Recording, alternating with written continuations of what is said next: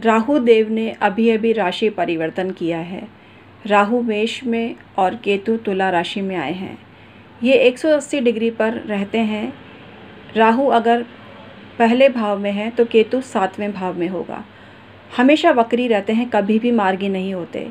इसीलिए अपनी राशि से जो अगली राशि में नहीं आते, वरन जिस राशि में स्थित होते हैं उससे पिछली राशि में गोचर में आते हैं। यही क्रम चलता रहता है। तो राहु केतु हमेशा वक्री होते हैं, कभी भी मार्गी नहीं होते। तो आइए राहु केतु के बारे में हमने बताया। अब राहु के बारे में आपको बताने जा रही हूँ। राहु 1 से लेके 12 भाव में क्या फल करता है, स्पेशली स्त्री जातक के संदर्भ में ही ये बात कह रही हूँ।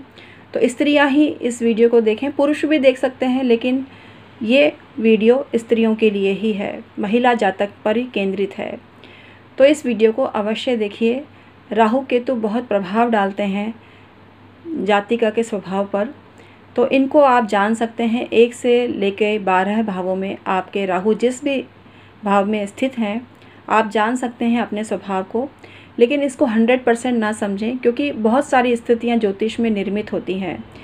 फलादेश एक ग्रह पर आधारित नहीं होता, अन्य स्थिति भी देखनी चाहिए, दशा महादशा भी देखनी चाहिए, तभी पूरा प्रेडिक्शन कहना चाहिए। एक तरफा बात होगी अगर हम एक ग्रह के आधार पर प्रेडिक्शन करें। लेकिन आज हम आपको बताने जा रहे हैं कि राहु 1 से लेकर 12 भावों में क्या फल करते हैं। ये फल 100% नहीं हो, लेकिन 90% हमने देखा है ऐसा ही फल करते हैं राहु। क्योंकि राहु बहुत कलयुग के ऐसे ग्रह हैं जो कुपित होने पर परेशान करते हैं और प्रसन्न होने पर मनोवांछित धन लाभ कराते हैं।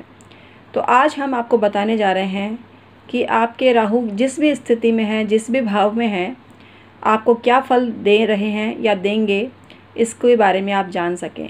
हाय everyone, my name is doctor Umashree. आइए आज का वीडियो शुरू करते हैं। जिसके पहले भाव में राहु होता है, शास्त्रों में ऐसी स्त्री की भर्त्सना की गई है। ऐसी स्त्री विश्वास के योग्य नहीं होती। ऐसी स्त्री में सुंदरता भी कम मात्रा में होती है। वो बहुत क्रोधी स्वभाव की होती है और उसको कहीं भी मान सम्मान नहीं मिलता है। वो गुरुजनों का अपमान करने वाली होती है, निंदा करने वाली होती है।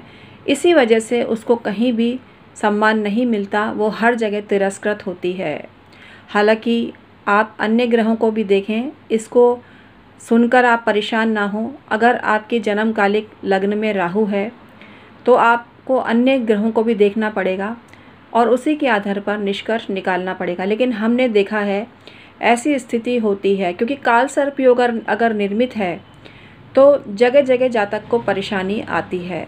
तो ऐसी स्थिति प्रतिकूल ही आपको समझनी चाहिए। जिसके दूसरे घर में राहु होता है उस पर धन की कमी होती है। वो प्रेम प्रसंग में माहिर होती है और हर किसी का दिल जीत लेती है। शास्त्रों में कहा गया है कि ऐसी स्त्री दूसरों के घरों में रहने वाली होती है और उसका स्वास्थ्य भी उत्तम नहीं रहता है।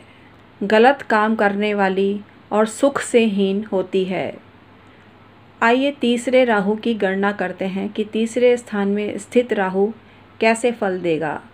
जिसके तीसरे घर में राहु होता है उसका शरीर बहुत पुष्ट होता है। उसका स्वभाव क्षमाशील होता है। वो जिससे मिलती है उसको अपने स्वभाव से प्रभावित करने की क्षमता रखती है।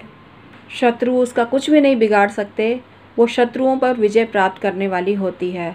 आइए चतुर्थ भाव के राहु को जानते हैं। जिसके चौथे भाव में राहु होता है वो कृतघ्न होती है, किए हुए उपकार को मानने वाली नहीं होती है। उसके व्यक्तित्व पर विदेशी संस्कृति का बहुत ज़्यादा प्रभाव होता है। उसे जानवरों से बहुत प्रेम होता है। ऐसी स्त्री को माता का सुख भी न्यूनतम मात्रा में मिलता है। आइए पंचम भाव में स्थित राहु की जानकारी प्राप्त करते हैं। जिसके पंचम स्थान में राहु होता है उसका कोई ऑपरेशन ज़रूर होता है, सिजेरियन डिलीवरी भी उनकी होती है। उसकी ज़िंदगी में ऐशो आराम की कमी होती है। वो दूसरे के बहकावे में आकर कार्य करने वाली होती है, सामर्थ्यहीन होती है। आइए छठे घर के राहु के बारे में जानते हैं। जिस स्त्री के 6th हाउस में राहु होता है वो दयालु होती है, निर्भीक होती है, विद्यावान होती है, गुणवान होती है, चरित्रवान होती है, शत्रुओं पर निश्चित तौर पर विजय प्राप्त करने वाली होती है, अपनी मीठी बोली से पति का दिल जीत लेती है, रोग उसको छू भी नहीं पाते, रोगों से रहित होती है। आइए सप्तम भाव में स्थित राहु के बारे में जानते हैं। शास्त्रों में ऐसी स्त्री के बारे में कहा गया है जिसके सप्तम भाव में राहु होता है, ऐसी स्त्री सुंदर नहीं होती है, दुष्ट चित्त वाली होती है, यानी धूर्त होती है, उसके भीतर अनेक ऐब होते हैं, उसको पति का सुख भी कम मिलता है। आइए अष्टम भाव में राहु के फल जानते हैं।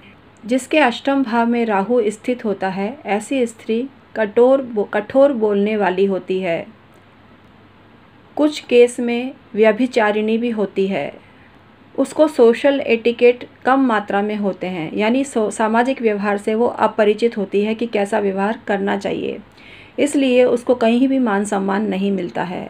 जिसके नवम भाव में राहु होता है ऐसी स्त्री ड्रिंक करने वाली होती है, नॉनवेज खाने वाली होती है, अपने धर्म के अलावा दूसरे धर्म का भी वो सम्मान करने वाली होती है, शत्रुओं से हमेशा पीड़ित रहती है। आइए दशम भाव के राहु को जानते हैं। जिसके दशम भाव में राहु होता है ऐसी स्त्री चंचल स्वभाव की होती है, स्वजनों के विरुद्ध आचरण करने में उसको मज़ा आता है, कई बार पति का अपमान भी कर बैठती है और उसको समझ में भी नहीं आता कि उसने किया क्या है। उसके अंदर काम वासना बहुत ज़्यादा मात्रा में होती है। आइए 11th हाउस के राहु को जानते हैं।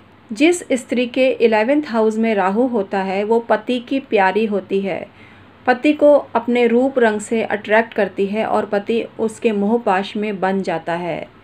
अत्यंत सुंदर शरीर वाली होती है, बहुत अधिक धनी, वाहन से युक्त होती है, सबसे विनम्रता पूर्वक व्यवहार करने वाली होती है। आइए 12वें घर के यानी 12th हाउस के राहु को जानते हैं।